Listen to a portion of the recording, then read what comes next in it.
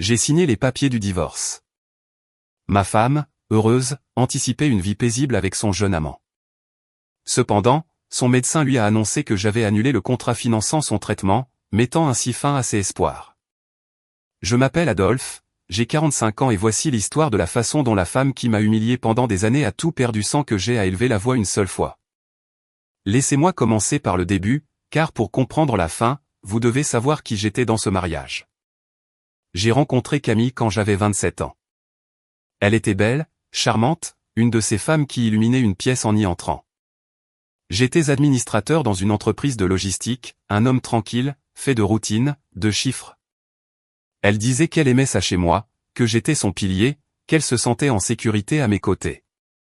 Et moi, comme un fou amoureux, j'ai cru chaque mot. Nous nous sommes mariés 1 an plus tard, et dès le premier jour, j'ai assumé un rôle que je n'ai jamais remis en question. Je m'occupais de tout. La maison, les factures, les assurances, les papiers. Camille n'a jamais eu à se demander combien coûtait l'électricité, combien s'élevaient les impôts, combien valait le toit sous lequel elle dormait. Tout apparaissait résolu comme par magie. Mais la magie avait un nom et un prénom. Et elle travaillait 10 heures par jour pour qu'elle n'ait à se soucier de rien. Il y a 9 ans, Camille a été diagnostiquée avec un grave problème hormonal combiné à une condition cardiaque qui nécessitait une surveillance permanente. Le médecin était clair, sans traitement continu, sa santé se détériorait rapidement. Le problème était le coût. L'assurance standard ne couvrait pas l'intégralité du protocole. Les médicaments importés, les études trimestrielles, les consultations avec des spécialistes, tout cela représentait une fortune chaque mois. Je n'ai pas hésité une seconde. J'ai cherché des options pendant des semaines jusqu'à ce que je trouve une clinique privée qui offrait un contrat de couverture personnalisé, un plan exclusif et fermé qui garantissait tout le traitement de Camille, médicaments, études, consultations, urgences. Le coût était de 800 € par mois, presque la moitié de mon salaire à l'époque. J'ai signé ce contrat en mon nom. J'étais le preneur d'assurance. J'étais responsable du paiement. Et Camille était désignée comme bénéficiaire en tant que ma femme. Elle n'a jamais lu ce document. Jamais demandé comment cela fonctionnait. Elle savait juste que chaque mois elle allait à la clinique, on la traitait comme une reine, on lui donnait ses médicaments et tout était pris en charge. Une fois, je lui ai demandé si elle voulait que je lui explique les détails du plan au cas où il m'arriverait quelque chose. Savez-vous ce qu'elle a dit? Oh, Adolphe, ne m'ennuie pas avec tes papiers. C'est à ça que tu sers. C'est à ça que je servais. Cette phrase définit 18 ans de mon mariage. Pendant des années, j'ai tout coupé pour maintenir ce contrat. J'ai arrêté d'acheter des vêtements pour moi. J'ai reporté le changement de ma voiture jusqu'à ce que la pauvre sonne comme un vieux mixeur. J'ai annulé le voyage de pêche avec mes amis 3 ans de suite. Et pendant ce temps, Camille achetait des robes, allait chez le coiffeur toutes les semaines, sortait manger avec ses amis. Je ne me suis jamais plaint de rien. Un homme prend soin de sa famille. C'est ce que mon père m'a appris. Et sa santé n'avait pas de prix. Mais quelque chose a commencé à changer il y a environ 3 ans.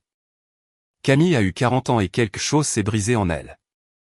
Elle a commencé à me regarder différemment, avec agacement, avec cette grimace que les gens font quand ils trouvent un cheveu dans leur soupe. Si je parlais à un dîner de famille, elle levait les yeux au ciel. Si je riais de quelque chose à la télévision, elle me disait que mon rire était bruyant. Si je lui demandais comment s'était passée sa journée, elle répondait en monosyllabes sans lever les yeux de son téléphone. Ce téléphone? Comment n'avais-je pas vu cela avant? Elle a commencé à aller à la salle de sport tous les jours. Au début, cela semblait bien. Le médecin recommandait toujours un exercice modéré pour sa condition, mais ce n'était pas un exercice modéré. C'était 2 heures par jour, de nouveaux vêtements de sport chaque mois et une obsession soudaine pour son apparence que j'attribuais naïvement à une crise de la quarantaine. Elle revenait de la salle de sport rayonnante de bonne humeur, riant seule en regardant son écran. Avec moi, cependant, son humeur s'assombrissait dès qu'elle franchissait la porte. Un dimanche, pendant le déjeuner chez sa mère, Renée, quelque chose s'est produit qui aurait dû déclencher toutes mes alarmes. Je racontais une histoire sur le fait d'avoir été félicité pour un projet au travail et Camille m'a interrompu en plein milieu de la phrase devant tout le monde. « Oh, Adolphe, s'il te plaît. Personne ne veut entendre tes histoires de bureau. Tu es l'homme le plus ennuyeux que je connaisse. Sa mère a ri, sa sœur a ri, et je suis resté la fourchette à mi-chemin de ma bouche, sentant mon visage brûler. Cette nuit-là, dans la voiture, je lui ai demandé pourquoi elle m'avait humilié ainsi. Elle m'a regardé comme si j'étais un enfant qui réagit de manière excessive et a dit « Tu es tellement sensible ». C'était une blague. Le problème, c'est que tu n'as pas le sens de l'humour. C'est pourquoi personne ne te supporte. Personne ne te supporte. Retenez cette phrase car elle reviendra plus tard dans cette histoire. Et je vous assure, elle reviendra d'une manière que ni elle ni moi n'imaginions. J'ai ravalé ma fierté comme toujours. Je me suis convaincu que c'était une mauvaise passe, que le mariage a ses hivers qu'il fallait endurer. Et pendant que j'endurais, pendant que je payais ces 800 € chaque mois qui garantissaient sa santé, pendant que j'éteignais ma vie pour que la sienne puisse briller, Camille construisait déjà une autre vie. Une vie où je n'existais pas, une vie avec un homme de 15 ans son cadet, qui la faisait se sentir à nouveau vivante. Son nom était Patrice, 29 ans, un entraîneur personnel à la salle de sport, dont je payais moi-même l'abonnement mensuel avec ma carte. Oui, j'ai payé la salle de sport où ma femme a rencontré son amant. J'ai payé les vêtements de sport qu'elle portait pour le voir. J'ai payé le téléphone sur lequel il s'envoyait des messages. Et j'étais sur le point de découvrir que la moquerie ne s'arrêtait pas là.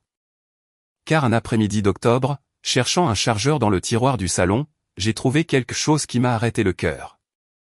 Quelque chose qui a transformé l'homme patient et ennuyeux en le stratège le plus froid qu'elle n'aurait jamais connu. Mais avant de vous dire ce que j'ai trouvé, vous devez savoir exactement combien cette femme me coûtait. Parce que quand j'ai fait le compte complet, quand j'ai additionné tout ce que je soutenais silencieusement, j'ai compris que Camille n'allait pas perdre un mari.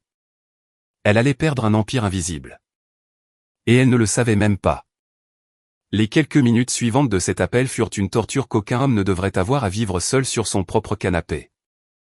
Valérie baissa encore plus la voix, mais j'avais déjà entraîné mon oreille dans le silence de cette pièce.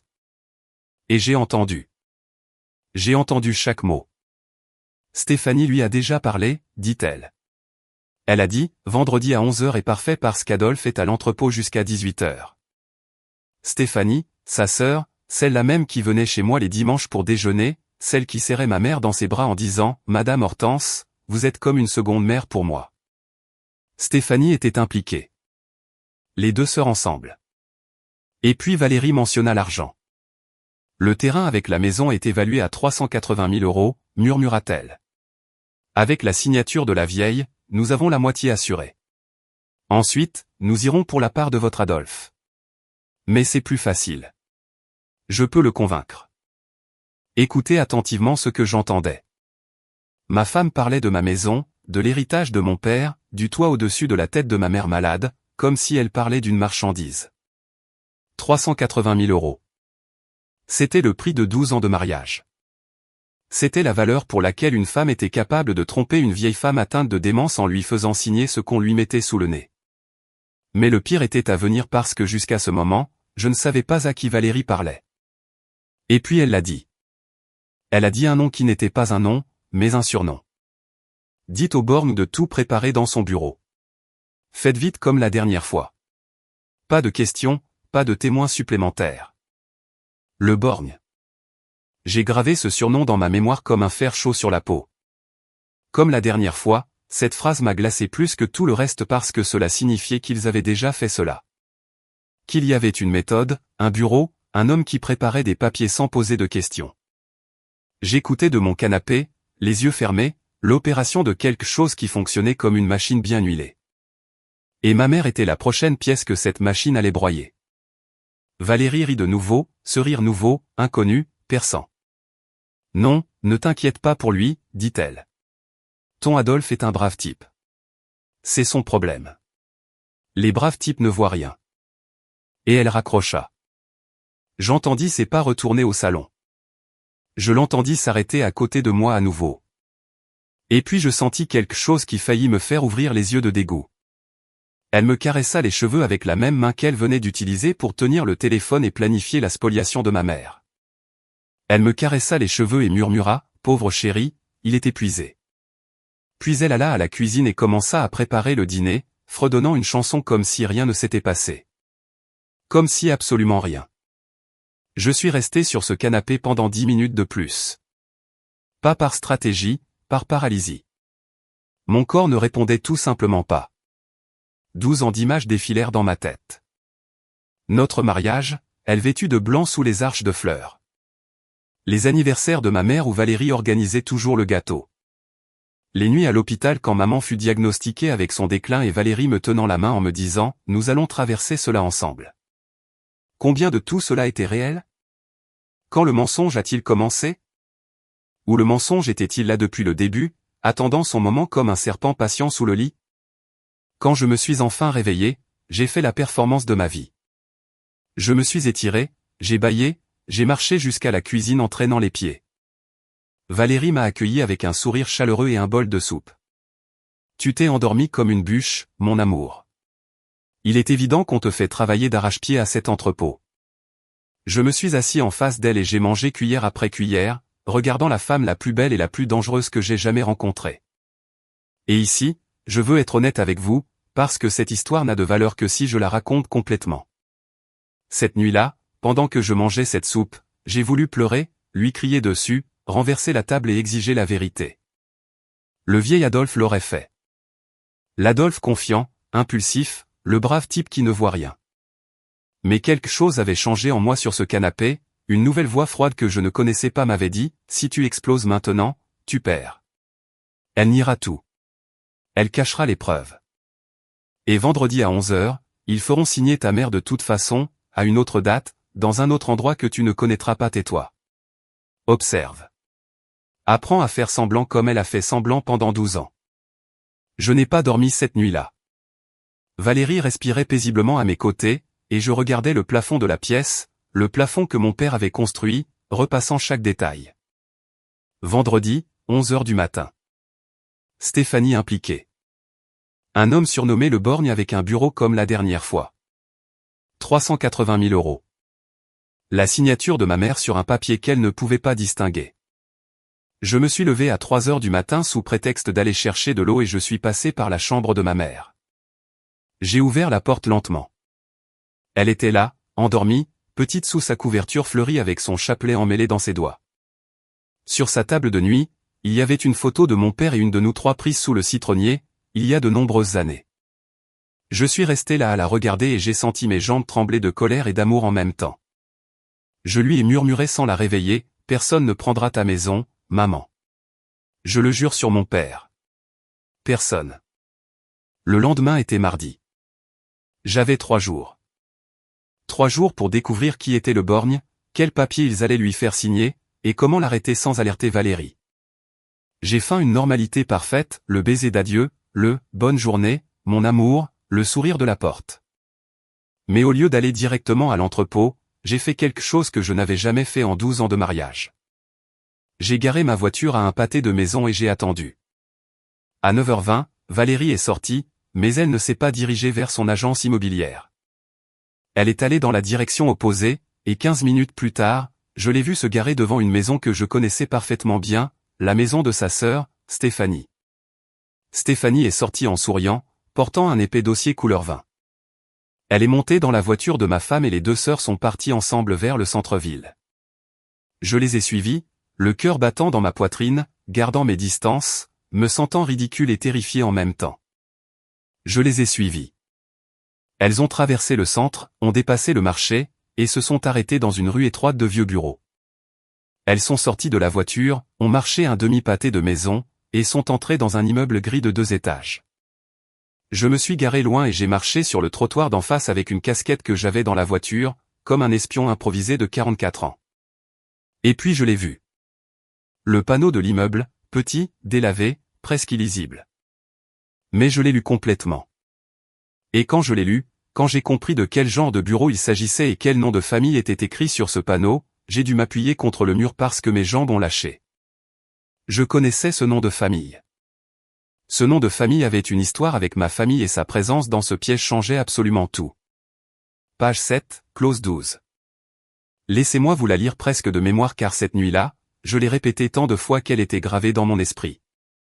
Le présent contrat de couverture médicale personnalisée est strictement de nature conjugale. Le statut de bénéficiaire de Madame Camille est maintenu uniquement et exclusivement par son lien conjugal actuel avec le preneur d'assurance. En cas de dissolution du mariage, la couverture sera automatiquement sujette à annulation par décision unilatérale du preneur d'assurance sans aucune pénalité. Traduction simple, si le mariage prenait fin, le contrat était entre mes mains et seulement les miennes. Je pouvais l'annuler d'une signature. Et sans ce contrat, le traitement complet de Camille, les médicaments importés, les études, les spécialistes coûtaient plus de 4 500 € par mois sur le marché. Un chiffre que ni elle, ni sa mère, ni le musclé Patrice ne pouvaient payer, même en mettant tout ce qu'ils avaient en commun. Je veux être très clair avec vous car je sais ce que vous pourriez penser. Je ne refuserai jamais de traitement à une personne par vengeance. Jamais. Mais il y avait un détail qui changeait tout. Et je vous demande de le retenir.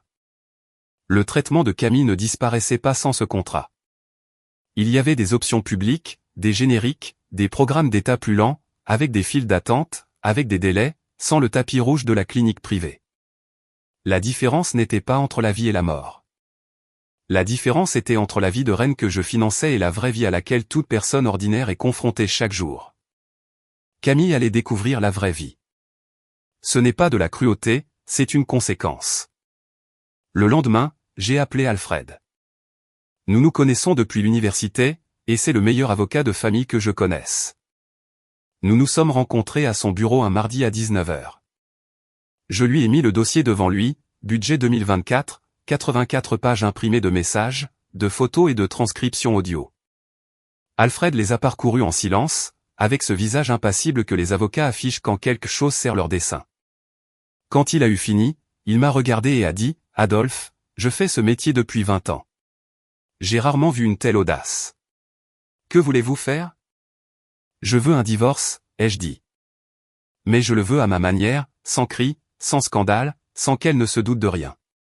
Je veux qu'elle pense qu'elle a gagné. » Alfred a souri lentement. « Dites-moi. » Et je lui ai exposé tout le plan. Premièrement, réorganiser mes finances avant toute paperasse.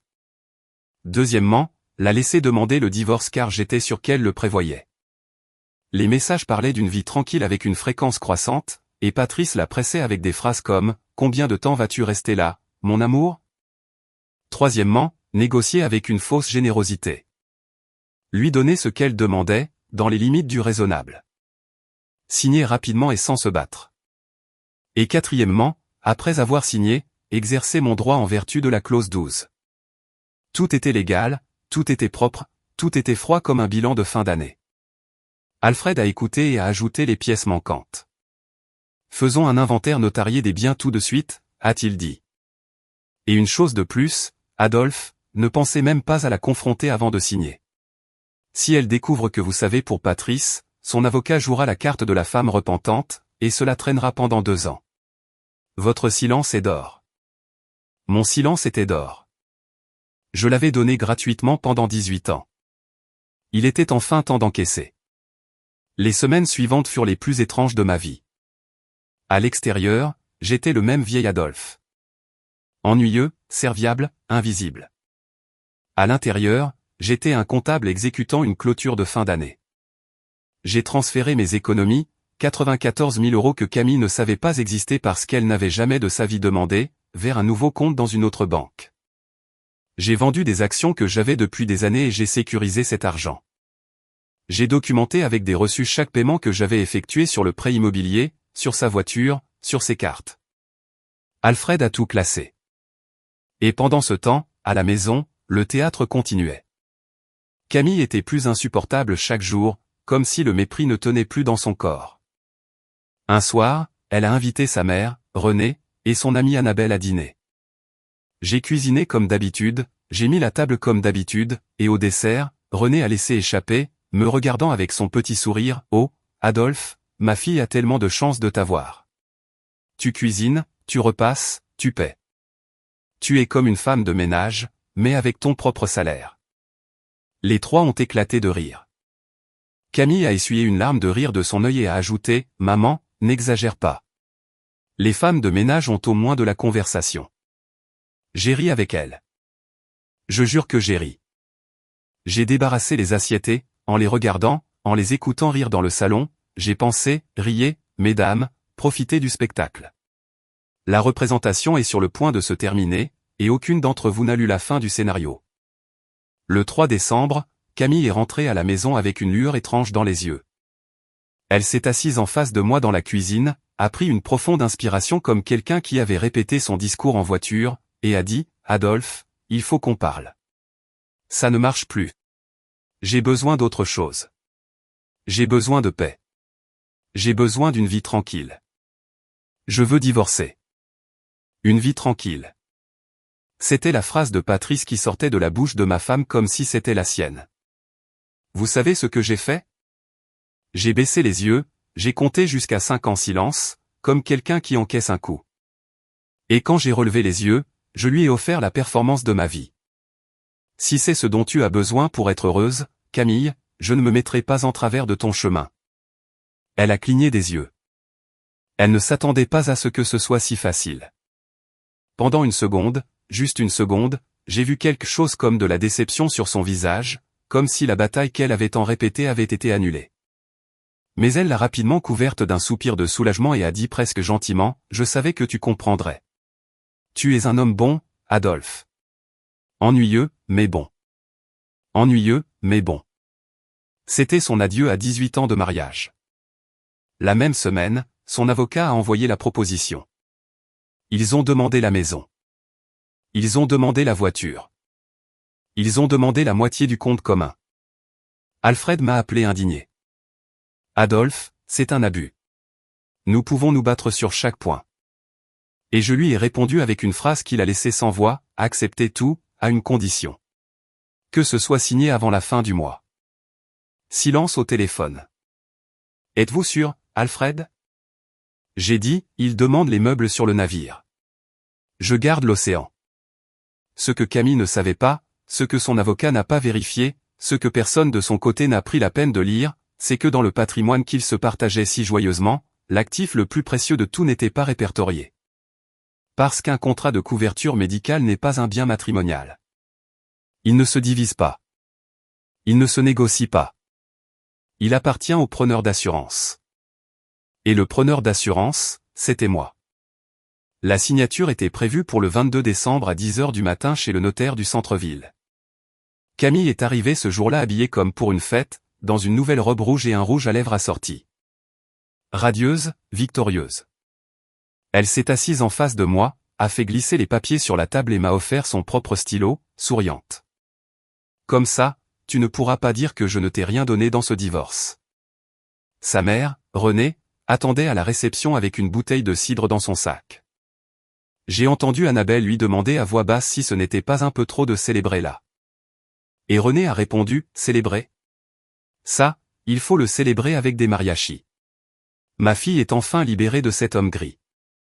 J'ai pris le stylo de Camille, j'ai regardé la ligne pointillée, et avant de signer, j'ai levé les yeux et lui ai fait un sourire qui l'a fait froncer les sourcils un instant. J'ai signé, et à cet instant précis, bien qu'aucun des présents ne le sût, le compte à rebours a commencé. J'ai quitté l'étude du notaire à 11 h du matin avec une copie des papiers sous le bras et une étrange sensation dans la poitrine. Ce n'était pas de la tristesse. C'était le calme pesant qui demeure après la clôture d'une longue transaction. À la porte, j'ai encore pu voir le spectacle complet. Renée serrant Camille dans ses bras comme si elle avait survécu à une guerre. Annabelle applaudissant et toutes les trois riant au milieu de la rue. Camille a levé les yeux, m'a vu debout sur les marches, et a dit à sa mère d'une voix forte, assez forte pour que je l'entende, « Regarde-le, maman. 18 ans gâchés pour ça. 18 ans gâchés pour ça. » J'étais ça. Je suis monté dans ma vieille voiture, celle qui sonnait comme un mixeur, et j'ai roulé lentement vers mon nouvel appartement parce que, oui, pendant qu'il se partageait ma maison, j'avais déjà loué un petit appartement près de mon travail. 2 pièces, un balcon avec de la place pour une chaise et un café. Le silence pour la première fois depuis des années. Le vrai silence. Cette première nuit, j'ai dormi 9 heures d'affilée. Je ne savais pas que le corps pouvait se reposer ainsi quand personne ne vous méprise sous le même toit. Maintenant, laissez-moi vous raconter ce que Camille faisait pendant ce temps, car cela m'a été raconté plus tard, pièce par pièce, par des gens qui étaient là. Et croyez-moi, chaque pièce s'emboîte parfaitement. Une semaine après la signature, Patrice a emménagé dans ma maison. Ma maison, la maison que j'avais payée brique par brique pendant 15 ans. Il est entré avec ses sacs de sport, ses poudres de protéines et son enceinte Bluetooth, et s'est installé dans ma chambre comme un roi conquérant. Camille a posté des photos partout, tous les deux trinquant sur ma terrasse, tous les deux cuisinant dans ma cuisine, tous les deux s'embrassant sur mon canapé. La légende accompagnant l'une de ces photos disait « Enfin, il n'est jamais trop tard pour se choisir. Viezimple nouveau départ. Une vie tranquille. » Encore une fois, si cette femme avait su lire des documents avec la même assiduité qu'elle mettait à écrire des phrases de motivation, cette histoire serait différente. Ils ont organisé une fête du Nouvel An à la maison. On m'a dit que René a porté un toast devant tous les invités en disant « À ma fille qui a gagné le gros lot 2 fois, d'abord elle s'est débarrassée de l'ennuyeux et ensuite elle a gagné ce jeune homme. » Et Patrice, le verre levé, a ajouté « Et le meilleur, belle maman, c'est qu'ici on ne parle plus de facture ni de papier. Ici, on parle de vivre. » Tout le monde a applaudi. Ici, on ne parle plus de facture ni de papier. Dites-le aussi. Et j'ai passé ce réveillon du Nouvel An seul dans mon appartement avec une pizza et un carnet. Et dans ce carnet, pendant que le ciel se remplissait de feux d'artifice, j'ai écrit la liste de janvier parce que les gens ennuyeux commencent l'année avec des listes. La mienne avait 4 points. Point 1. Avertir la clinique. Le 2 janvier, à 9 h du matin, je suis entré dans les bureaux de la clinique privée avec ma copie du contrat et le jugement de divorce. Le directeur administratif, un homme âgé qui me connaissait pour des années de paiement ponctuel, m'a reçu. J'ai expliqué la situation en 2 phrases. Il a examiné la clause 12, examiné le jugement, et a hoché la tête lentement. Vous êtes tout à fait dans vos droits, monsieur Adolphe. Êtes-vous sûr? L'annulation est effective à la fin du mois et la bénéficiaire perdrait l'intégralité du protocole, y compris les médicaments importés. Une question d'abord, ai-je dit, si elle voulait obtenir ce même plan par elle-même, peut-elle le faire? Elle le peut, bien sûr, en tant que nouvelle preneuse d'assurance sans l'ancien accord que vous aviez. Le coût actuel serait de 4 900 € par mois avec un dépôt de 6 mois à l'avance. Cela ferait presque 30 000 € juste pour commencer. Et les options publiques existent. Le programme d'État couvre les génériques pour 80% de ces médicaments. Il y a des listes d'attente pour les spécialistes, de la paperasse, des files d'attente, mais cela existe. Personne n'est laissé sans aide, monsieur. Ils sont laissés comme tout le monde. Comme tout le monde, c'était exactement ce que j'avais besoin d'entendre. J'ai signé une annulation effective au 31 janvier. Le directeur m'a serré la main et a dit quelque chose que je n'oublierai jamais, en 20 ans ici, j'ai vu beaucoup d'hommes payer en silence. C'est la première fois que j'en vois un encaissé. Point 2. Couper les flux invisibles. La même semaine, j'ai tout annulé ce qui sortait encore de mon compte par inertie. L'abonnement de Camille à la salle de sport, qui était toujours débité sur ma carte, annulé. Sa ligne de téléphone, qui était sur mon forfait familial depuis 12 ans, transférée à son nom. Qu'elle s'en occupe.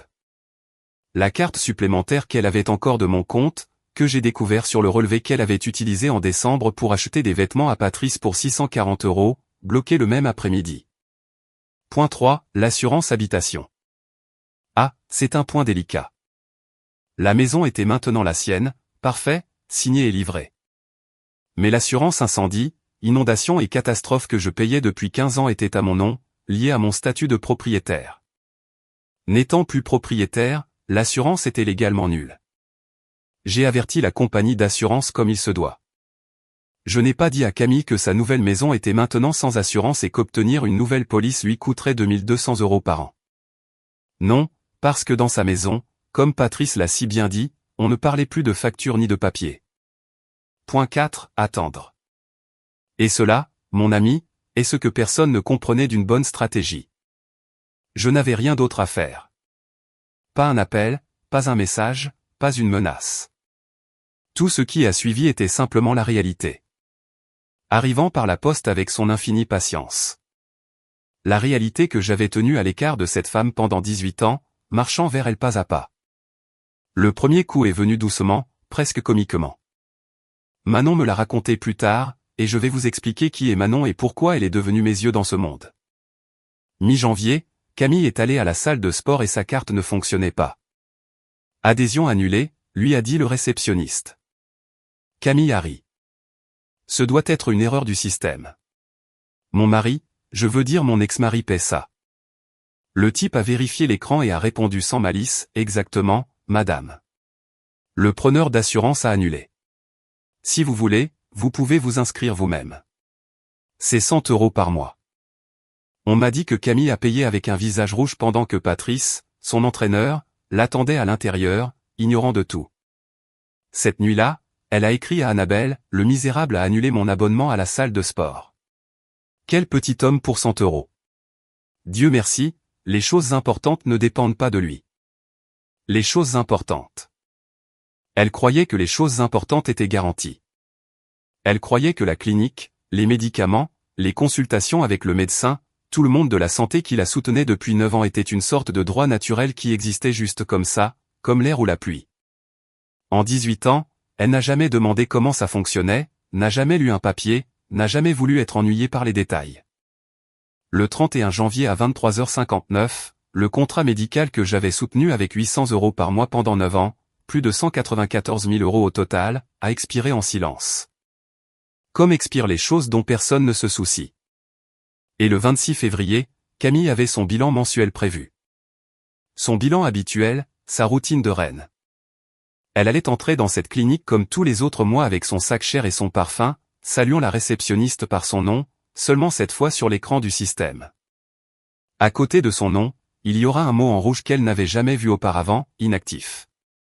Et la personne qui allait devoir lui annoncer la nouvelle, la personne qui allait prononcer la phrase qui a brisé son monde en deux, « Madame, votre ex-mari a annulé le contrat », était le médecin qui l'a traité depuis des années, une femme sérieuse, discrète. Incapable de violer son éthique professionnelle. Son nom était Manon et ce qui s'est passé dans ce bureau le 26 février. Elle me l'a raconté elle-même, mot pour mot, quelques semaines plus tard. Mais d'abord, je dois vous dire ce qui s'est passé dans cette maison en février. Parce que pendant que Camille vivait sa vie tranquille, les lettres arrivaient déjà et l'une d'elles avait un numéro qui allait faire trembler Patrice. Février commença par des lettres. Et des lettres, contrairement aux gens, ne mentent pas, ne flattent pas, et ne se laissent pas séduire par un joli sourire. La première arriva le 4 février.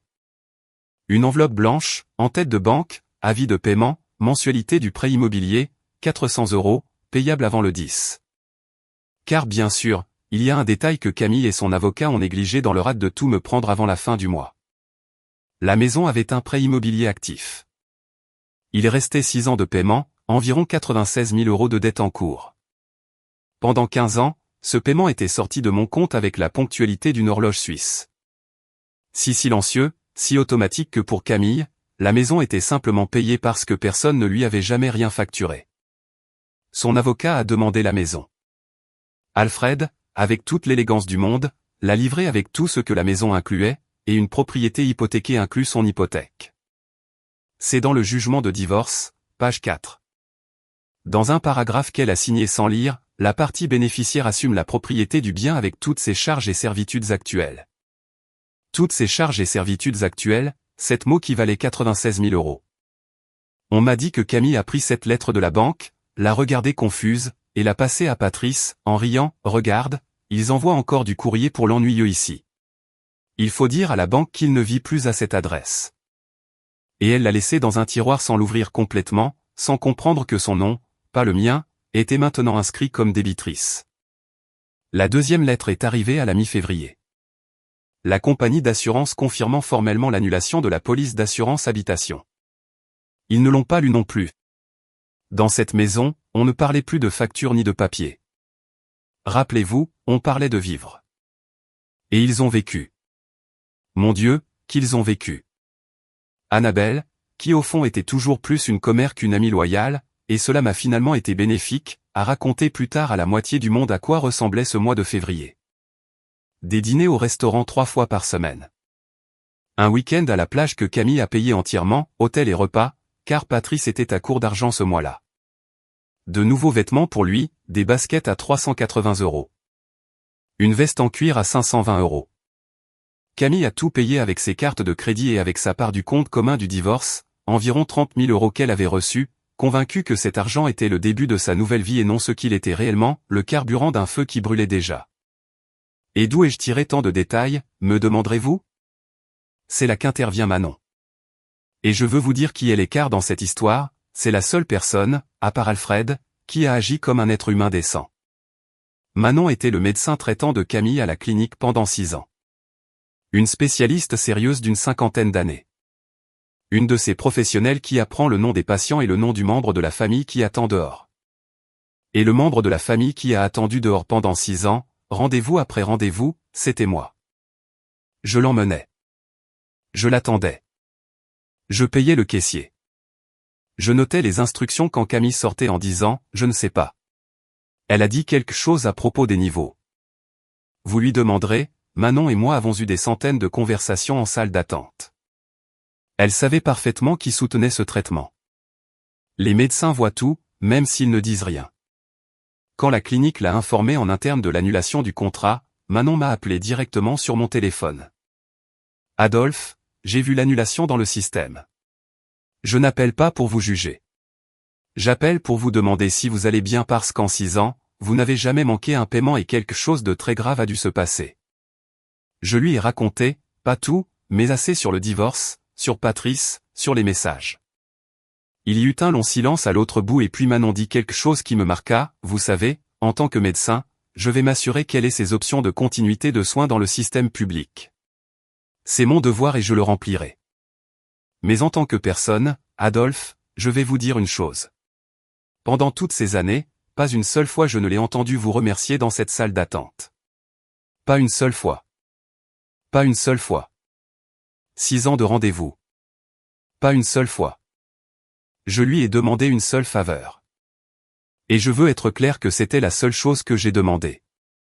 Quand le 26 arrivera, ne lui dites rien à l'avance par téléphone.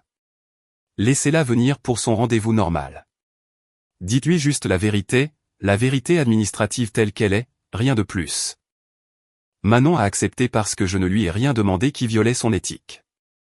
La clinique ne notifie pas les bénéficiaires, elle notifie les preneurs d'assurance, et elle n'a jamais été la preneuse d'assurance. Pendant ce temps, la vie me donnait des choses dont j'avais oublié l'existence. J'ai repris le voyage de pêche avec mes amis, celui que j'avais annulé 3 ans de suite. Un week-end entier au lac, sans téléphone, à rire aux éclats. Mon collègue de bureau m'a dit un lundi, « Adolphe, je ne sais pas ce que tu fais, mais tu as l'air d'avoir 10 ans de moins. » J'ai recommencé à cuisiner pour moi, à acheter des vêtements, à dormir sans nœud à l'estomac. J'ai même changé le mixeur. Je veux dire, la voiture. J'en ai acheté une semi-neuve, grise, confortable, payée en espèces avec 18 000 €. Le vendeur m'a demandé si c'était un cadeau pour quelqu'un. Oui, j'ai dit, pour moi, il était en retard de 18 ans. Et puis le 26 février est arrivé. Ce jour-là, j'étais à mon bureau, en réunion budgétaire, mon téléphone en silencieux dans le tiroir. Et j'aime imaginer la scène parallèle. Pendant que je révisais des chiffres dans une pièce climatisée, Camille se préparait devant le miroir dans mon ancienne salle de bain pour se rendre à son rendez-vous mensuel. Je l'imagine choisir son sac, son parfum, peut-être cette robe rouge de l'étude notariale qui lui portait chance. Je l'imagine se rendant en voiture à l'immeuble de la clinique, saluant le voiturier par son nom, montant dans l'ascenseur miroir, marchant dans ce couloir de marbre clair qu'elle foulait comme si elle en était propriétaire. La réceptionniste habituelle lui a souri. Camille a donné son nom, a posé son sac sur le comptoir et a sorti son téléphone pour se distraire, comme elle le faisait chaque mois. La jeune femme a tapé, a froncé les sourcils, a tapé à nouveau, a appelé une collègue à voix basse. Les deux ont regardé l'écran et puis Manon m'a dit plus tard que la réceptionniste avait prononcé la première phrase de la nouvelle vie de Camille, « Madame, puis-je avoir un instant ? Il y a une situation avec votre couverture. Le docteur vous recevra quand même, mais elle doit vous parler d'abord. » Camille, ne comprenant toujours pas, toujours à moitié souriante, a répondu, « La situation ? Vérifiez à nouveau, ma chère. Ce contrat se paie tout seul. Il se paie tout seul depuis des années. Il se paie tout seul. Mon Dieu, 18 ans à vivre avec moi et elle croyait vraiment que les choses se payaient toutes seules. Ils l'ont conduite dans le bureau de Manon et ce qui s'est passé là-dedans, à huis clos, entre le docteur et la femme qui était sur le point de découvrir en temps réel qui avait été son mari pendant 18 ans, mérite d'être raconté lentement, mot pour mot. Tout comme Manon me l'a raconté des semaines plus tard avec cette mémoire chirurgicale que les médecins ont pour les moments difficiles. Parce que dans les 15 minutes suivantes, à l'intérieur de ce bureau, Camille a traversé toutes les étapes. La moquerie, l'incrédulité, la rage, la panique. Elle a fait 3 appels téléphoniques devant le médecin. Elle a crié un nom de famille, le mien, et a fini par demander quelque chose que Manon a juré qu'elle n'oublierait jamais. Une question de 9 mots qui résume 18 ans de mariage mieux que tout ce que je pourrais dire, et combien tout cela coûte-t-il sans mon ex-mari? La réponse à cette question est ce que Camille a fait en quittant ce bureau, le maquillage barbouillé, je vous le dirai maintenant. Parce que le même après-midi, mon téléphone, celui qui était en silencieux dans un tiroir de mon bureau, a accumulé 22 appels manqués. 19 de Camille, 2 de René, et un, le dernier, le plus inattendu de tous, de Patrice. Laissez-moi vous emmener à l'intérieur de ce bureau. Tel que Manon me l'a raconté, mot pour mot, des semaines plus tard autour d'un café. Elle m'a dit, Adolphe, en 25 ans de médecine, j'ai donné des diagnostics difficiles. J'ai vu des familles entières pleurer, mais je n'ai jamais vu quelqu'un recevoir la nouvelle que toute sa vie était payée par quelqu'un d'autre. C'est un type de choc qu'on n'enseigne pas à l'université. Camille est entrée dans le bureau, son sac au bras et l'agacement de quelqu'un qui a été interrompu dans sa routine. Elle s'est assise, a croisé les jambes et a commencé, « Docteur, dites à votre personnel de la réception de vérifier le système parce qu'ils m'ont mise dans l'embarras là-bas. Ce contrat est actif depuis 9 ans. » Manon a pris une profonde inspiration, a fermé le dossier devant elle, et avec ce ton serein que les médecins utilisent pour les mauvaises nouvelles, elle a dit la phrase exacte, « Madame, votre ex-mari a annulé le contrat. » L'annulation a été effective le 31 janvier, et sans ce qu'il fournissait, je ne peux pas continuer votre traitement selon ce protocole. Silence. Manon m'a dit que Camille la regardait avec un demi-sourire figé sur son visage comme quelqu'un qui attend la chute d'une blague. Comment ça, il a annulé? Non, docteur, vous ne comprenez pas. Ce contrat est le mien. C'est mon traitement. Il n'a fait que les paiements. Il était le preneur d'assurance, a répondu Manon. Vous étiez désigné comme bénéficiaire pour votre lien conjugal. Lorsque le mariage a été dissous, le preneur d'assurance a exercé son droit d'annulation. C'est dans la clause 12 du contrat qu'il a signé il y a 9 ans. Quelle clause 12? Je n'ai jamais signé aucune clause. Exactement, madame. Vous n'avez jamais rien signé. C'était toujours le point. Manon m'a dit que là, à cet instant précis, elle a vu le visage de Camille s'effondrer couche par couche. D'abord, la moquerie est partie, puis la sécurité. Et ce qui restait en dessous était quelque chose que Manon a décrit avec un mot qui m'a glacé, elle avait un visage d'orphelin. Adolphe, une femme de 43 ans avec le visage d'une enfant perdue dans un supermarché. Camille a sorti son téléphone avec des mains tremblantes. Premier appel à moi, tiroir de mon bureau, silence. Deuxième appel à moi, silence. Troisième à son avocat. Et devant Manon, en haut-parleur parce qu'elle ne s'en souciait même plus, l'avocat a été entendu révisant ses papiers et disant, « Camille, le contrat médical n'est pas dans l'accord de divorce. Ce n'était pas un bien matrimonial. C'était un contrat privé à son nom. Il n'y a rien à réclamer de cette façon. Ne m'avez-vous pas dit que les seules choses importantes étaient la maison, la voiture et le compte? Les seules choses importantes. » Encore ce mot, important. Camille avait passé tout le divorce à se battre pour les meubles sur le navire, exactement comme je l'avais dit à Alfred. Et maintenant, elle découvrait en temps réel, devant son médecin, que l'océan n'avait jamais été sur la table des négociations. Elle a raccroché et a ensuite posé la question de 9 mots, et combien tout cela coûte-t-il sans mon ex-mari? Manon lui a détaillé avec le calme professionnel habituel le plan en tant que nouvelle preneuse d'assurance pour 4 900 € par mois avec un dépôt initial de 6 mois, presque 30 000 € pour commencer. Les médicaments importés achetés séparément, environ 2100 € par mois. Consultation privée entre 250 et 400 € chacune. Ou la voie publique gratuite avec des génériques avec des listes d'attente de 2 à 4 mois pour les spécialistes avec des files d'attente dès 6 heures du matin. Des files d'attente, a répété Camille comme si le mot venait d'une autre langue. Et Manon, qui est une professionnelle mais aussi un être humain, m'a avoué qu'elle n'a pas pu s'empêcher de répondre « Oui, madame. » Des files d'attente comme tout le monde en fait. Votre traitement est sérieux, mais il est gérable par le système public. Des milliers de personnes le gèrent de cette façon. La différence n'est pas médicale. La différence est le confort. Vous avez une œuvre de première classe et vous n'avez jamais demandé qui avait acheté le billet. Camille a quitté ce bureau sans dire au revoir, son maquillage barbouillé et son téléphone collé à l'oreille. La réceptionniste m'a dit des mois plus tard qu'elle l'avait entendu crier sur le parking. Un seul nom de famille, le mien. Cet après-midi-là, quand je suis sorti de ma réunion et que j'ai ouvert le tiroir, j'ai trouvé mon téléphone brûlant. 22 appels manqués, 19 de Camille, 2 de René, 1 de Patrice, et les messages. Oh, les messages. Je vais vous lire la séquence de Camille parce que c'est une œuvre d'art en 4 actes. 15h14, Adolphe, réponds-moi tout de suite. Que as-tu fait du contrat de la clinique? 15h40, tu es un misérable malade qui joue avec la santé d'une personne. J'ai toujours su que tu étais petit, mais ça, c'est un coup de rat. 16h25, Adolphe, s'il te plaît, réponds-moi. Nous pouvons parler comme des adultes. Cela doit être un malentendu. Tu n'es pas comme ça. 17h50, pardonne-moi pour tout ce que j'ai dit. Tu sais que je t'aimais. 18 ans ne s'efface pas, appelle-moi s'il te plaît. Je t'en supplie. 2, coup de rat, je t'en supplie, en 2h30. Il m'a fallu 18 ans pour comprendre qui était Camille. Il lui a fallu un après-midi pour comprendre qui j'avais été. Les messages de René, un autre niveau.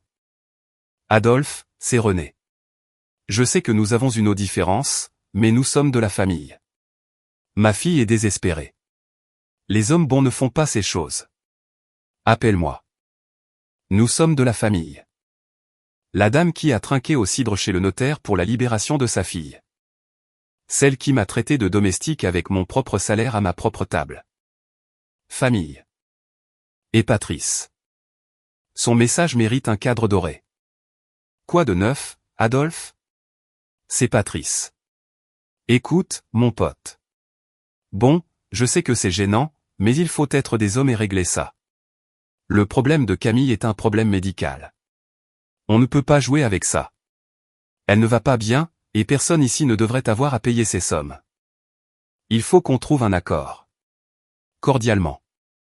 Personne ici ne devrait avoir à payer ces sommes. Le vrai homme, celui qui vivait dans ma maison, dormait dans mon lit et se laissait acheter des vestes à 520 €, m'informant que personne là-bas ne devrait avoir à payer le traitement de sa propre petite amie. En une phrase, Patrice a avoué ce qu'il était, un passager. Et les passagers descendent quand le voyage commence à coûter cher. Je n'ai répondu à aucun d'entre eux. Pas un seul. J'ai tout envoyé à Alfred, qui m'a donné l'instruction précise, silence total.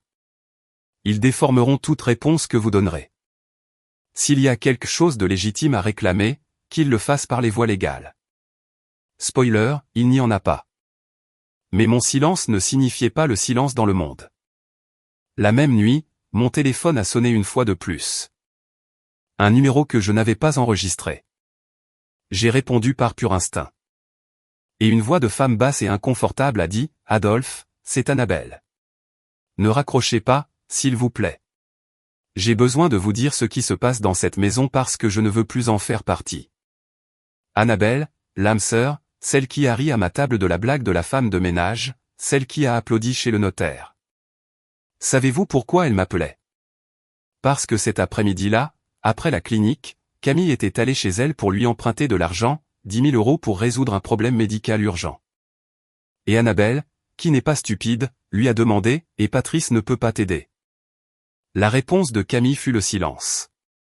Et dans ce silence, Annabelle a tout compris et a décidé que ce navire coulait et qu'elle n'allait pas couler par solidarité. Adolphe, m'a-t-elle dit cette nuit-là, je vais vous dire une chose et ensuite vous ferez ce que vous voulez avec l'information. Patrice a déjà commencé à poser des questions sur la maison, si elle peut être vendue, si elle peut être hypothéquée à nouveau, combien elle vaut. Il a dit à Camille devant moi samedi, « Mon amour, vous les femmes, vous vous noyez dans un verre d'eau. Cette maison vaut au moins 200 000 €. Avec ça, tu peux vivre comme une reine et te faire soigner où tu veux. » Et Camille l'a regardé et a dit oui. Adolphe. Elle a dit oui. J'ai regardé le plafond de mon appartement, le téléphone à la main. La maison, ma maison de 15 ans de sueur. Le vautour tournait déjà et la colombe ouvrait la porte du nid. Ce que ni Patrice ni Camille ne savaient, car dans cette maison on ne parlait pas de facture ni de papier, c'est que cette maison ne pouvait pas être vendue comme ça. Le prêt immobilier restant de 96 000 €, les paiements de février et mars qui étaient déjà en retard et impayés, et un avis de la banque qui restait non ouvert dans un tiroir de cuisine. Nous étions sur le point de transformer le plan de Patrice en la mèche de l'explosion finale. Parce que lorsqu'une banque ne reçoit pas ses paiements, elle n'envoie pas de fleurs, elle envoie des avocats. Et quand Patrice a découvert que sa mine d'or de 200 000 € était presque à moitié hypothéquée et avait des paiements en retard, il allait faire exactement ce que font les passagers lorsque le voyage devient coûteux. Descendre. Mais il n'est pas descendu avec élégance. Il est descendu de la pire des manières. Et cela a déclenché la scène que toute la famille de Camille se souvient encore aujourd'hui comme le dimanche honteux. Mars arriva avec la ponctualité d'un percepteur et avec elle le deuxième avis de la banque. Ce n'était plus un simple rappel. C'était une lettre recommandée, du genre que l'on doit signer à la réception, les informant que le prêt immobilier de la propriété avait accumulé 2 paiements en retard, 2 800 € au total, plus les frais de retard et les intérêts, et que si le paiement n'était pas régularisé dans les 30 jours, l'entité engagerait les actions légales correspondantes sur la propriété hypothéquée. Ils ont ouvert cette lettre. Patrice l'a ouverte pour être exact, car Camille était dans la file d'attente à l'hôpital public pour son premier rendez-vous avec le spécialiste. Oui, la file d'attente. À 6h40 du matin dans un pull gris et des lunettes noires, pour que personne ne la reconnaisse, selon Annabelle, qui était devenue mon correspondant de guerre sans que je le demande. Les gens comme Annabelle ne changent pas de camp par loyauté. Ils changent par flair. Mais un informateur est un informateur. Patrice a ouvert cette lettre de la banque, pensant que c'était du courrier indésirable.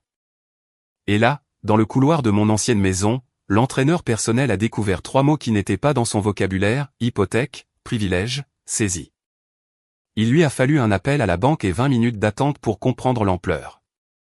La maison qu'il avait mentalement évaluée à 200 000 € avait une dette active de 96 000, 2 paiements en retard et une assurance annulée. Sa mine d'or était en fait une mine avec la moitié de l'or déjà exploité et le toit non assuré. Annabelle m'a raconté la conversation qu'ils ont eue cette nuit-là, car Camille lui a raconté en pleurant au téléphone le lendemain. Patrice l'attendait avec une lettre sur la table de la cuisine. Ma table d'ailleurs. Et il a dit plus ou moins, savais-tu que cette maison doit 96 000 ? Quand allais-tu me le dire, Camille ? Et Camille, en toute honnêteté, a répondu la seule chose qu'elle pouvait répondre, je ne savais pas. Je jure que je ne savais pas. Adolphe s'occupait toujours de ces choses. Adolphe s'occupait toujours de ces choses. Mesdames et messieurs, la devise officielle de 18 ans de mariage. Il devrait la broder sur un coussin. Et de quoi d'autre Adolphe s'occupait-il que je ne sais pas, a demandé Patrice, élevant la voix. La salle de sport, c'était lui. Le téléphone, c'était lui. Le médecin, c'était lui. La maison, c'était lui. Que as-tu payé, Camille ? Que as-tu apporté ? On dit que Camille est restée sans voix parce que la réponse, la vraie réponse, était trop terrible pour être prononcée à voix haute, rien. En 18 ans, rien. Sa contribution au ménage avait été sa présence, et sa présence ces dernières années avait consisté à me mépriser entre 2 cours de spinning. À partir de cette nuit-là, le paradis de la vie tranquille est devenu un champ de mine. Annabelle m'a rapporté les explosions, que Patrice ne rentrait plus dormir 2 ou 3 fois par semaine à cause du travail. Que Camille vérifiait son téléphone.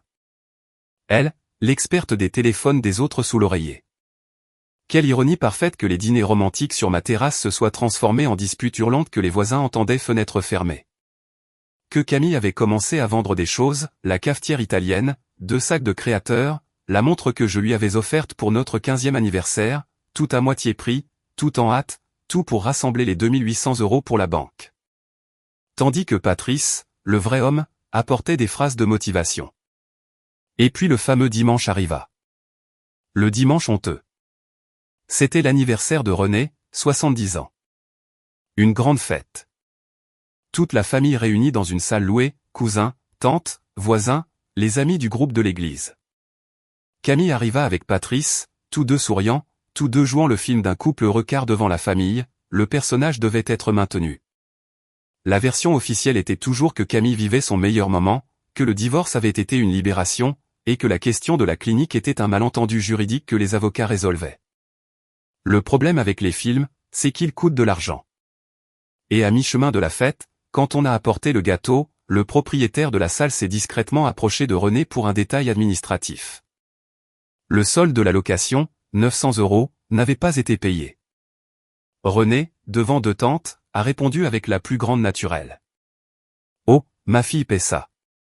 Elle m'a offert la fête. » Et elle a appelé Camille d'un grand signe de main affectueux, ne se doutant de rien. « Mon amour, viens ici. Le monsieur a besoin du paiement de la salle. Parle-lui de ta carte. » Camille a traversé la pièce avec son sourire. Elle a sorti sa carte. L'homme a passé la machine, refusé. Sourire. Ce doit être le système. Réessayer. Refusé. Murmure. Elle a sorti une autre carte. Refusé. Et le murmure s'est transformé en ce silence pesant que les familles ont quand elles sentent le sang. 70 invités regardant la femme radieuse du divorce parfait. Debout à côté du gâteau de sa mère avec 3 cartes mortes à la main. Et vous savez ce que Patrice a fait? Le vrai homme, c'est à ça que servent les vrais hommes. Annabelle, qui était à 3 mètres, me l'a raconté. Il a mis les mains dans les poches et a reculé de 2 pas, littéralement 2 pas physiques, la laissant seule à côté de la machine à cartes. Le passager s'éloignant de la machine à payer. C'est une vieille tante Nelly du côté de son père, qui a fini par payer la salle avec sa carte de retraité et en plusieurs fois. Et en signant le reçu, la dame a dit à haute voix sans malice, avec cette sincérité brutale des personnes âgées, comme c'est étrange. Quand il y avait l'autre jeune homme, le sérieux, l'ennuyeux que vous disiez tous, ces choses n'arrivaient jamais. L'ennuyeux présent à la fête sans être là. Payant sans payer. On m'a dit que les yeux de Camille se sont remplis de larmes et qu'elle s'est enfermée dans la salle de bain du hall pendant 40 minutes et que René a dû couper son propre gâteau d'anniversaire de 70 ans avec la mâchoire serrée, souriant pour les photos. Cette nuit-là à la maison, ce fut la dernière dispute, la vraie. Annabelle me l'a résumé ainsi, Patrice a dit à Camille qu'il n'avait pas signé pour ça, qu'il était jeune et avait toute sa vie devant lui, qu'il n'allait pas porter les dettes de quelqu'un d'autre ou d'une femme qui avait besoin de médecins tous les mois, que l'histoire de la banque, de la clinique et de la salle étaient des signaux d'alerte. C'est ce qu'il a dit. Red flags, en anglais, l'homme très professionnel, et qu'il avait besoin d'espace pour réfléchir. Il a pris ses protéines, son enceinte Bluetooth et ses baskets à 380 € qu'elle lui avait achetées. Il lui a fallu 40 minutes pour faire ses bagages pour une relation d'1 an et demi. Et à la porte, les valises à la main, il a terminé par une phrase que Camille a répétée à Annabelle, en pleurant, et que je considère sincèrement comme la chose la plus honnête que ce jeune homme ait jamais dite de sa vie, « Camille, tu es une femme incroyable. Mais je suis tombé amoureux de ta vie. » Et ta vie, c'était lui. Il a fermé la porte et est parti. 3 semaines. C'est combien de temps la vie tranquille a duré après l'arrivée des factures? 3 semaines entre la lettre de la banque et les valises à la porte. Il m'a fallu 18 ans pour partir. Lui, qui n'était pas payé un sou pour rester, est parti en 21 jours. Voilà la différence entre un mari et un passager. Le prix du billet. Camille fut laissée seule cette nuit-là dans une maison hypothéquée, non assurée, avec 2 paiements en retard, sans traitement privé, avec ses cartes bloquées, et avec l'écho de 70 invités qui racontaient déjà l'histoire de la machine à cartes à travers la famille. Vraiment seule, pour la première fois de sa vie d'adulte, sans l'ennuyeux qui résolvait les problèmes, et sans l'amusant qui dépensait. Et que fait une personne comme Camille quand elle est à court d'options, à court d'argent, et à court de public? Exactement ce à quoi vous pensez. Elle va chercher le seul homme qui, en 18 ans, ne l'a jamais laissé tomber. Le vendredi suivant, à 19h20, la sonnette de mon appartement a retenti. Je cuisinais, de la musique jouait calmement. J'ai ouvert la porte sans regarder par le Judas, et elle était là, les cheveux relevés, sans maquillage, dans un manteau beige trop grand pour elle, et avec ce visage que je n'avais pas vu depuis des années. Le visage de quelqu'un qui avait besoin de quelque chose. « Bonjour, Adolphe », dit-elle d'une voix brisée, répétée, parfaite. « Puis-je entrer ?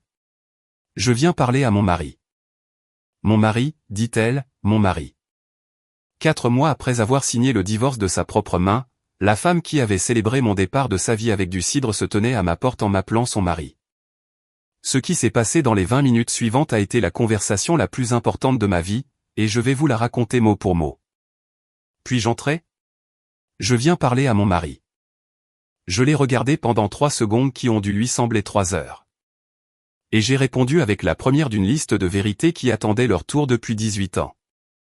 Ex-mari. Le mot est ex-mari. Vous l'avez choisi vous-même. Vous l'avez signé et vous l'avez célébré. Mais entrez pour 5 minutes. Elle est entrée lentement, regardant mon appartement d'un coup d'œil rapide, le genre qu'elle faisait sans s'en rendre compte. Le nouveau canapé, la cuisine rangée, la table dressée pour une personne avec une serviette en tissu et un verre de vin. Je cuisinais des pâtes. Il y avait une musique douce. Ça sentait le basilic. Et j'ai vu le moment exact où elle a enregistré tout cela parce que son visage a changé. Je n'étais pas détruit. J'étais mieux que jamais. Et pour quelqu'un comme Camille, c'était pire que n'importe quelle insulte. Quel joli endroit, dit-elle, s'asseyant sur le bord du canapé sans que je l'invite. Tu as l'air d'aller bien. Je vais bien, ai-je confirmé, éteignant la cuisinière. De quoi as-tu besoin, Camille? Si direct. Même pas un café à offrir. 18 ans, Adolphe. 18 ans que tu as résumé comme gâché pour ça à la porte du notaire. J'étais ça. Et ça te demande ce dont tu as besoin. Elle a cligné des yeux. Elle ne s'attendait pas à se souvenir. Les gens qui humilient ne gardent jamais de dossier de leurs humiliations. Ce dossier est gardé par les humiliés avec une date et une heure. Elle a changé de tactique en 2 secondes comme une bonne stratège d'urgence. Ses yeux se sont remplis de larmes ponctuelles et professionnelles. Adolphe, je traverse une période horrible. L'histoire de la clinique, tu sais pour la clinique. Je ne peux pas payer le traitement. Je vais à l'hôpital public. Tu comprends, le public? Je me lève à l'aube. J'attends dans les files d'attente avec tous ces gens. Un médecin différent me voit à chaque fois qui ne connaît même pas mon histoire. Et la maison. La banque m'envoie des lettres, Adolphe. Ils disent, si je ne paie pas, ils vont la prendre. Je ne peux pas gérer tout ça. Je ne sais pas comment faire ça. Je ne sais pas comment faire ça. Il y avait la confession complète en 5 mots. Elle ne savait pas comment parce qu'elle ne l'avait jamais fait. Parce que pendant 18 ans, il y avait un employé invisible qui travaillait à temps plein dans le département, tout ça. Et que veux-tu exactement de moi, ai-je demandé, assis en face d'elle calmement avec mon verre de vin. Et puis elle a exposé le plan parce qu'elle avait un plan. Bien sûr qu'elle avait un plan. Elle a parlé doucement, raisonnablement, avec des pauses répétées. Qu'elle s'était trompée. Que Patrice avait été une erreur de sa crise de la quarantaine. Que la vie lui avait ouvert les yeux. Qu'elle réalisait maintenant que ce qu'elle avait avec moi était un véritable amour. Que les papiers du divorce n'étaient que des papiers, que nous pouvions recommencer lentement. Et au milieu de tout ce discours de feuilleton, elle a glissé 3 phrases qui étaient la véritable raison de sa visite. Pourrais-tu réactiver le contrat de la clinique en attendant et parler à la banque? Ils te connaissent. Ils t'écoutent. Et peut-être réemménager dans la maison, qui au final est la tienne aussi. Tu la paies. Voilà.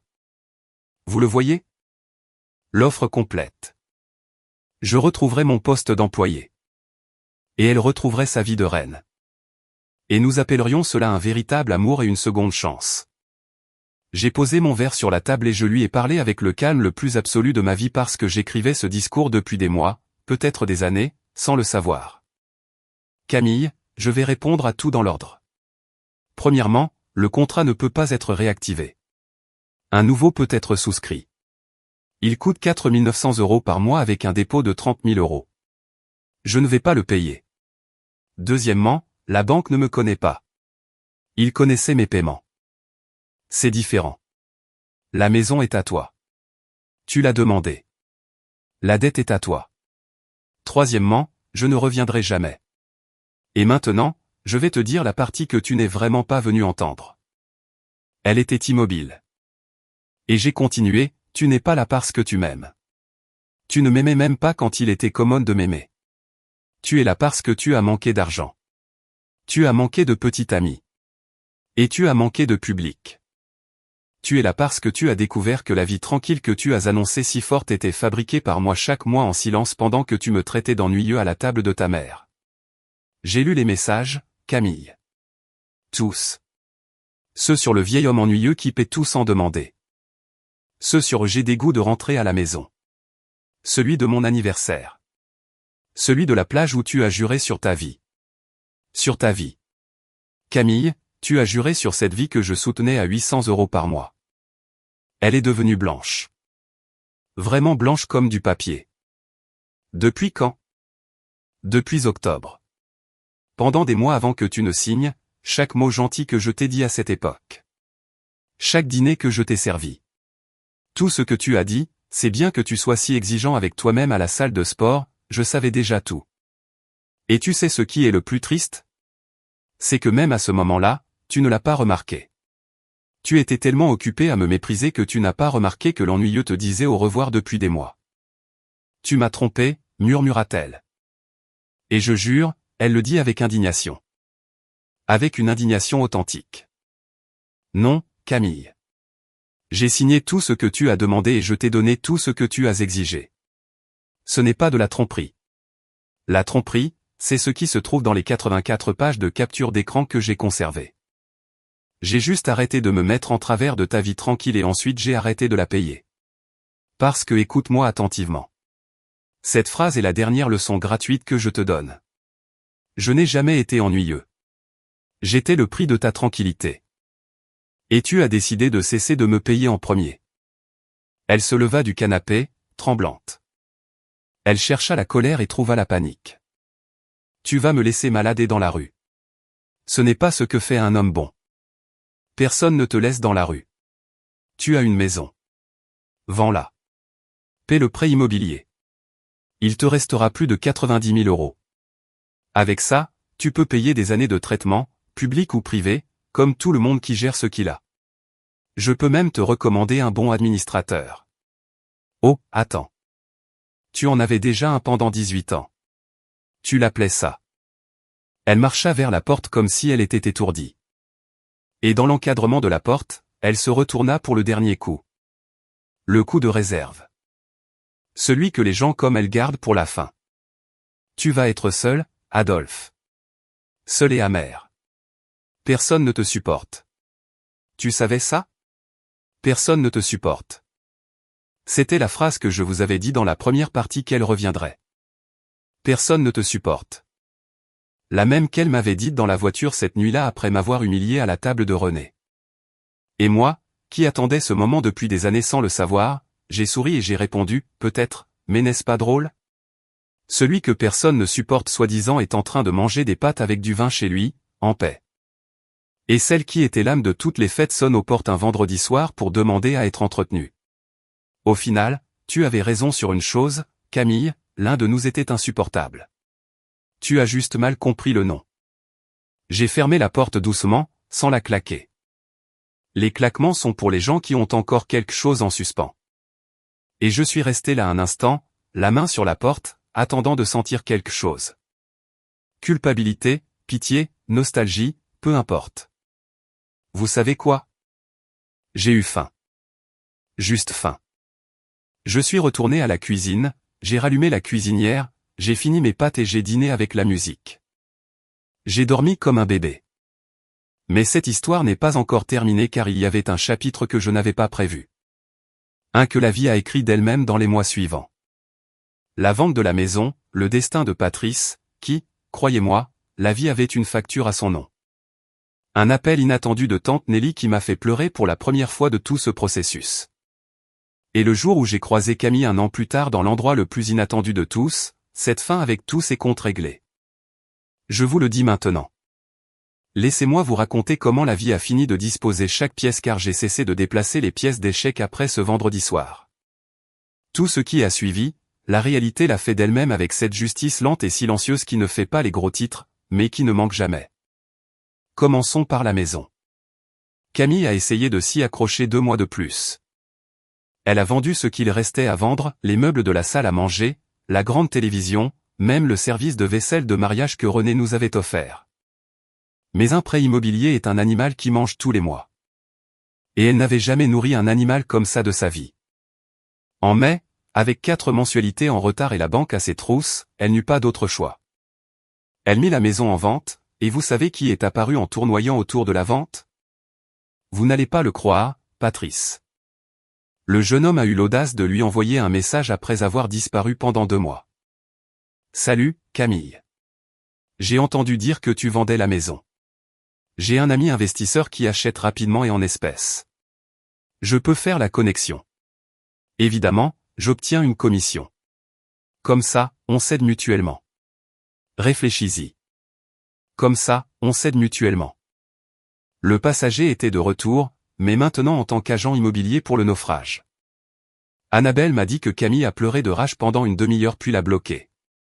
La seule chose intelligente que je l'ai vu faire dans toute cette histoire, honnêtement. La maison a été vendue en juin pour 170 000 €, moins que ce qu'elle valait car les ventes urgentes sentent toujours le sang et les acheteurs le savent. Elle a payé la banque les 96 000 € du prêt immobilier plus 4 000 € de frais de retard et d'intérêt. Elle a payé 9 000 € de commissions et de frais. Il lui restait environ 80 000 €, la moitié de ce que Patrice lui avait promis que la pluie vaudrait. Et Patrice, la vie lui avait réservé sa facture, comme je vous l'avais promis. Il s'avère que le vrai homme a répété sa formule. 3 mois plus tard, il était déjà installé avec une autre étudiante de la salle de sport, une femme divorcée de 51 ans qui possédait 2 pharmacies. Le détail est que cette femme avait quelque chose que Camille n'a jamais eu, l'habitude de lire les papiers. Des mois plus tard, la femme a vérifié son téléphone, car les Patrice du monde ont toujours un téléphone plein de preuves, et a trouvé des conversations avec 2 autres étudiantes. Elle l'a mis à la porte de sa maison un dimanche matin devant les voisins, ses valises jetées par la fenêtre du 2e étage. Et comme la femme possédait des pharmacies et connaissait la moitié des professionnels du quartier, l'histoire s'est répandue. La salle de sport a commencé à perdre des clientes. Et en août, le propriétaire l'a licencié. On m'a dit qu'il entraîne maintenant des gens dans un parc, faisant payer à la séance, attendant qu'une autre femme avec une vie bien établie passe par là. Les passagers finissent comme ça, à l'arrêt de bus, attendant le prochain trajet. René n'en est pas sorti indemne non plus, bien que sa facture ait été d'une nature différente. Après le dimanche honteux, les amis du groupe de l'église ont cessé de l'inviter à prendre le café. Rien d'officiel, rien de déclaré, le téléphone a juste cessé de sonner. La dame qui avait trinqué au cidre pour la libération de sa fille a découvert que dans son monde, le prestige se paie en espèces, et sa fille n'en avait plus. Et quand Camille a dû quitter la maison vendue, où pensez-vous qu'elle est allée vivre? Exactement.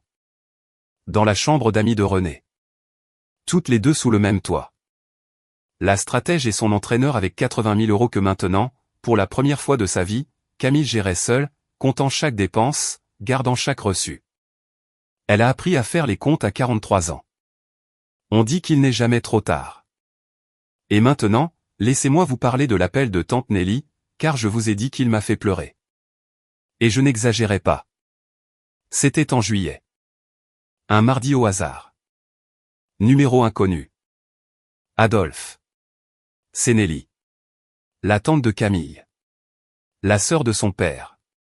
Qu'il repose en paix. Je ne sais pas si tu te souviens de moi. Bien sûr, je me souvenais d'elle. La dame qui avait payé la salle de fête avec sa carte de retraité. La seule qui avait dit la vérité à voix haute ce dimanche-là. J'appelle pour 2 choses, mon fils.